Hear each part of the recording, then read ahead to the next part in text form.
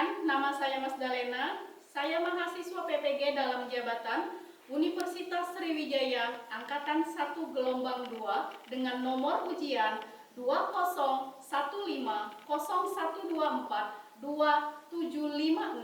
hari ini Senin 12 Juni 2023 dibuktikan dengan tanggal digital.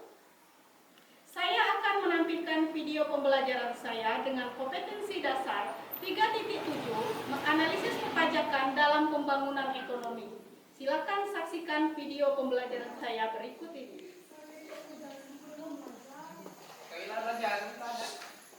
Assalamualaikum. Waalaikumsalam warahmatullahi wabarakatuh.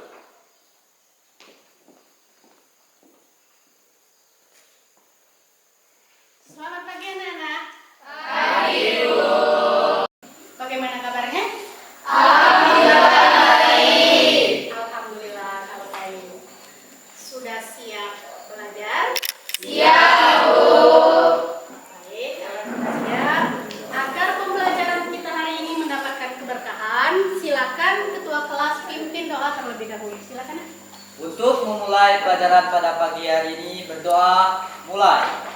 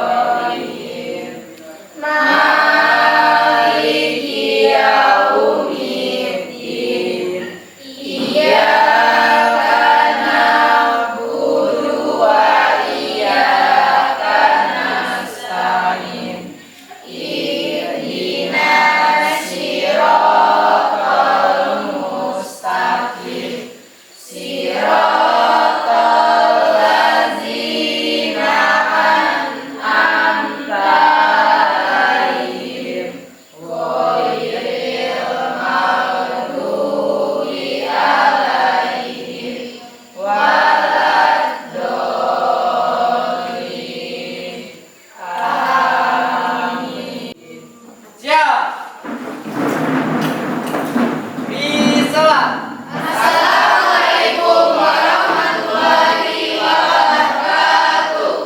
Waalaikumsalam warahmatullahi wabarakatuh. Coba, siapa yang hari ini ya? Doni Ramadan. Sakit ya? Ya. Kita doakan untuk Doni Ramadan agar segera sembuh, ya, agar bisa ikut belajar kembali. Amin. Amin, amin, ya Rabbal alamin. Nah, sekarang silakan kalian berdiri terlebih dahulu. Kalian periksa kerapian pakaian kalian, baik yang laki-laki atau perempuan. Kalau misalnya ada pakaian yang belum rapi, silakan kalian rapikan terlebih dahulu. Kata-kata motivasi, ya. Ibu minta kalian perhatikan kata-kata ini, kalian baca secara bersama-sama. Silakan melanjutkan.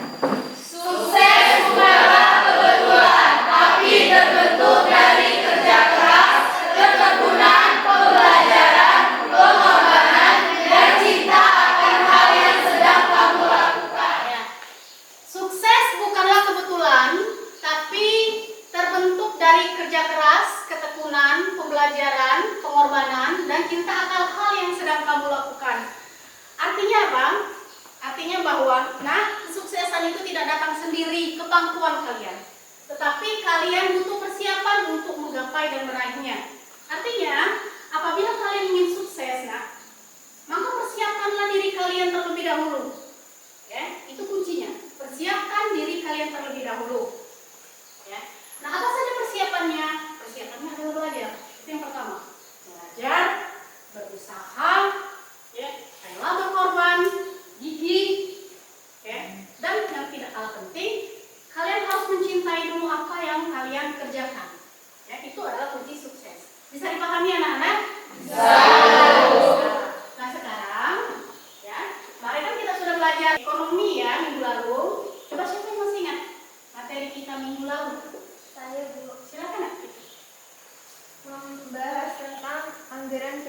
pendapatan belanja daerah dan anggaran pendapatan belanja negara.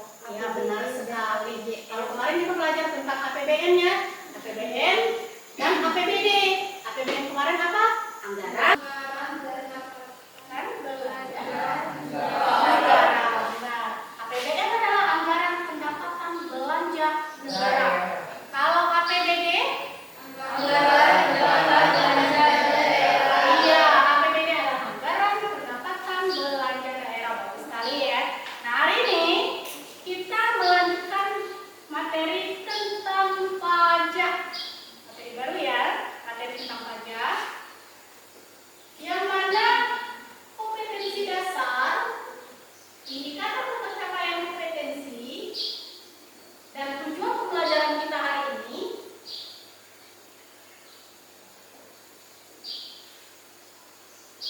Silakan kalian perhatikan ke depan.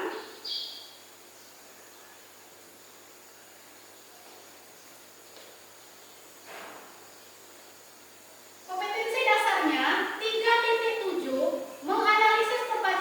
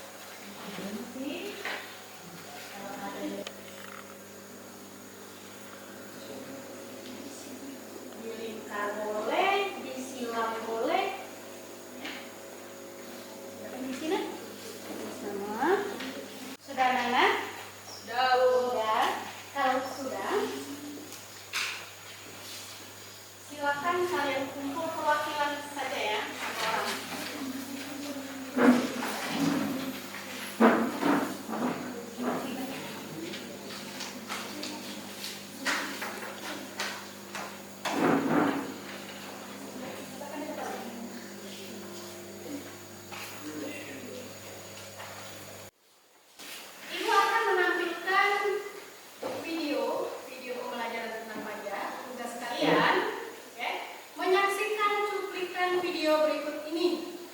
Ya. Sekarang Ibu tampilkan.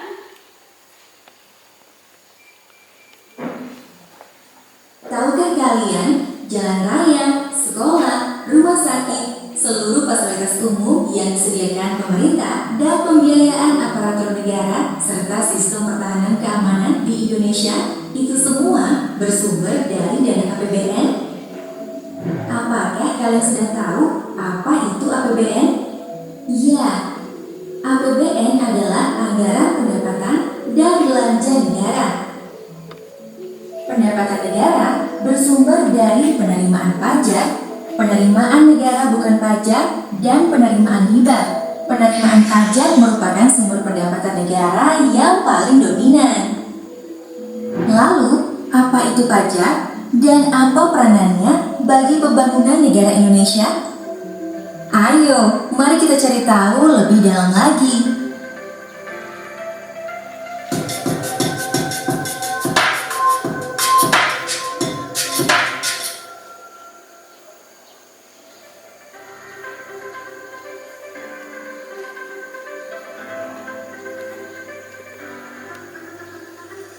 Berdasarkan data Kementerian Keuangan Republik Indonesia, jumlah pendapatan negara pada APBN 2020 adalah sebesar Rp2.233 triliun yang terdiri dari Rp1.865 triliun dari penerimaan pajak, Rp367 triliun dari penerimaan negara bukan pajak, dan Rp0,5 triliun dari penerimaan hibah, yang artinya kontribusi pajak bagi APBN sangatlah dominan, yaitu sebesar 83,54%. Jadi sangat masuk akal jika disebut bahwa pajak adalah tulang punggung pembangunan bangsa. Baik, sekarang kita coba cari tahu dulu pajak itu apa. Pajak adalah kontribusi wajib kepada negara yang terutang oleh orang pribadi atau badan yang bersifat memaksa berdasarkan undang-undang dengan tidak mendapatkan imbalan secara langsung dan digunakan untuk keperluan negara bagi sebesar-besarnya kemakmuran rakyat. Jadi, pajak itu sifatnya wajib dan memaksa. Pajak dikumpulkan ke APBN beserta penerimaan negara bukan pajak lainnya, lalu didistribusikan ke pemerintah pusat dan daerah maupun desa untuk menunjang pembangunan demi kesejahteraan seluruh warga negara Indonesia. Salah satunya untuk pembangunan infrastruktur, fasilitas pendidikan, fasilitas kesehatan, dan lain-lainnya.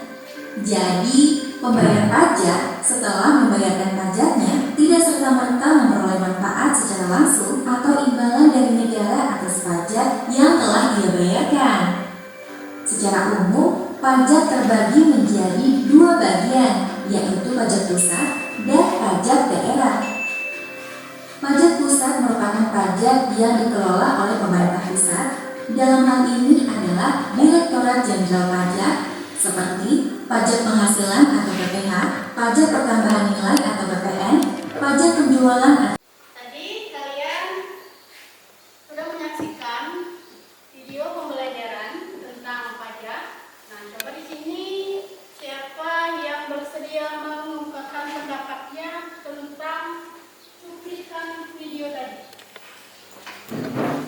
Baik, dari video yang telah ditayangkan tadi bisa kita sebutkan bahwa pengertian dari pajak itu sendiri adalah kontribusi wajib kepada negara yang terutang oleh orang pribadi atau badan yang bersifat wajib dan memaksa berdasarkan undang-undang dengan tidak mendapatkan imbalan secara langsung dan digunakan untuk keperluan negara bagi sebesar-besarnya kemakmuran rakyat. Contohnya untuk membiayai pembangunan jalan, rumah sakit, puskesmas, sekolah, dan fasilitas lainnya.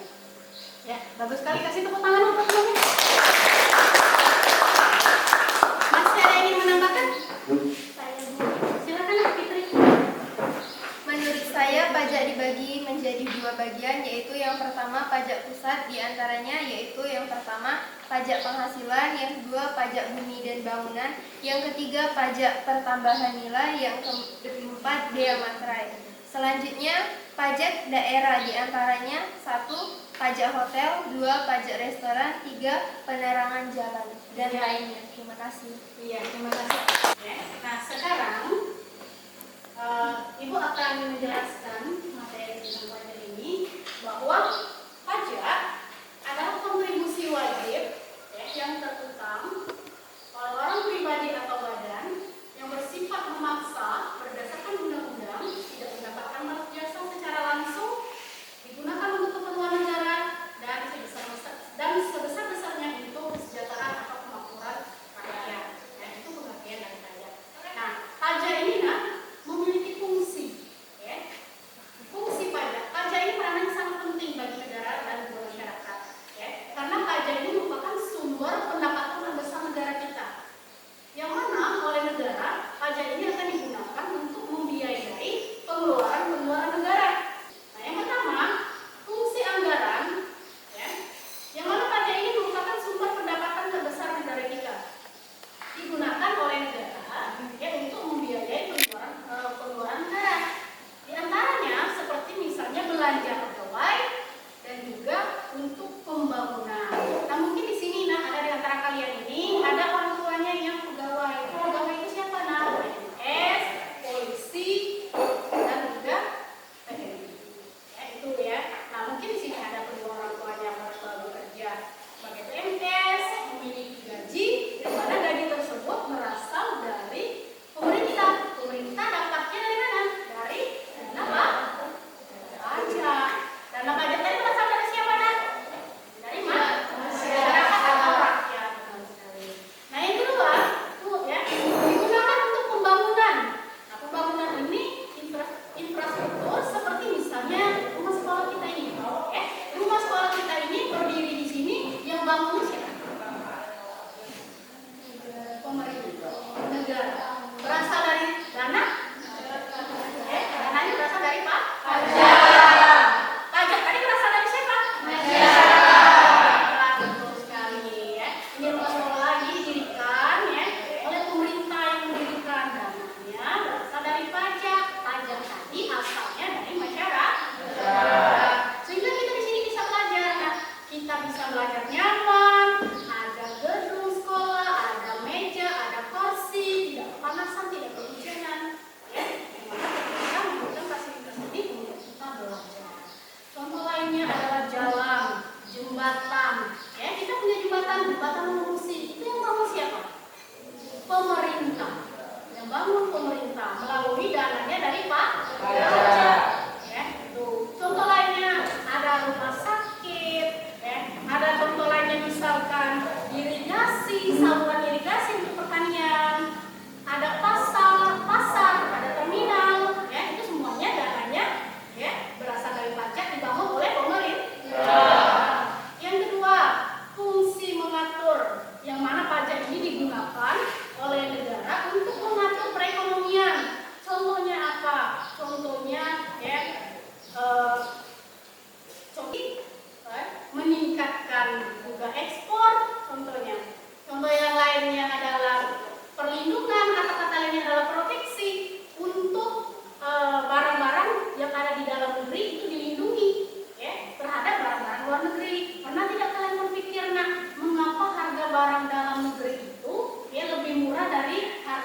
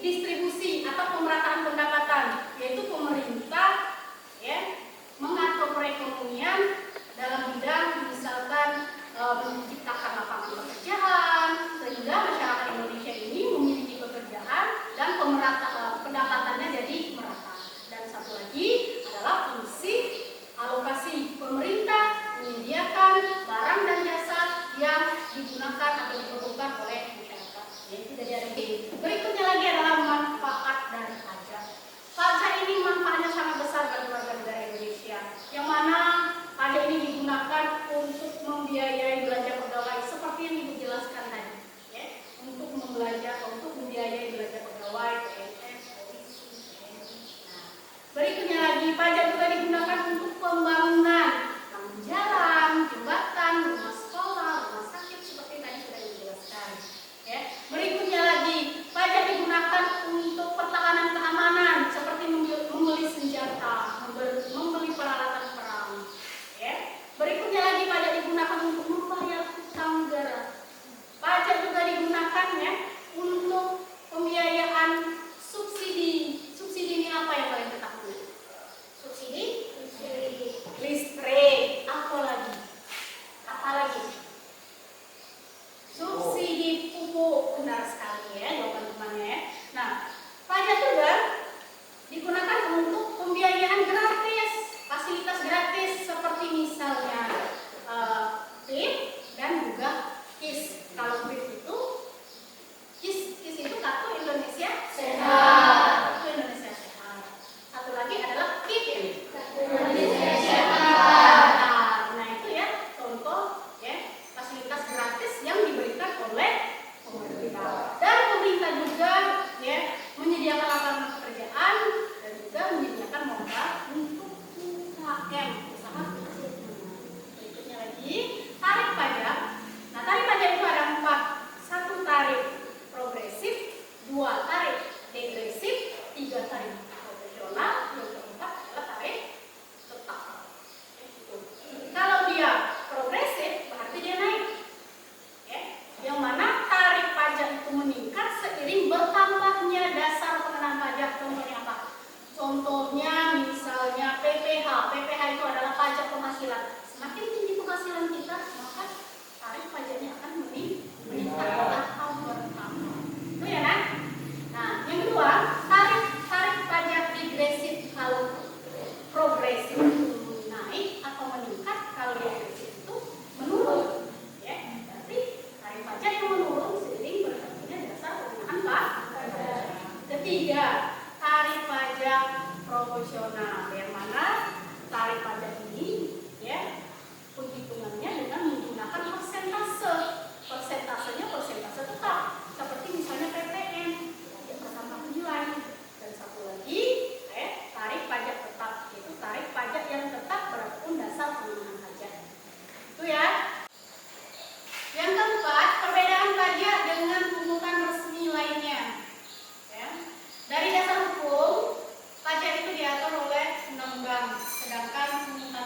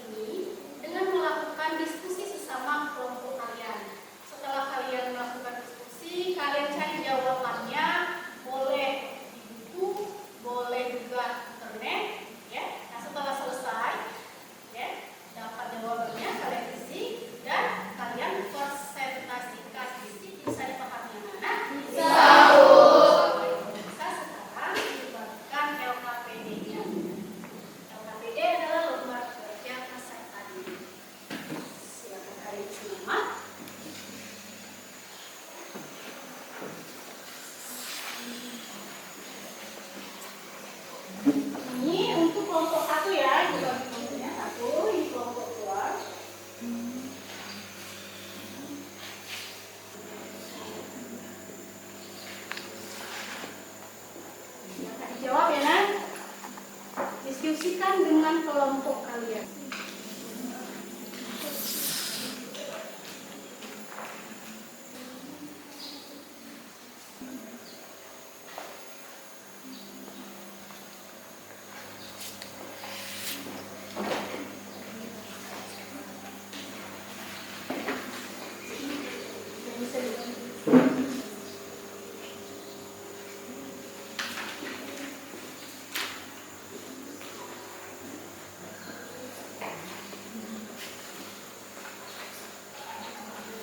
Baik, kalau tidak, sekarang waktunya kalian presentasikan ya, hasil diskusi kalian.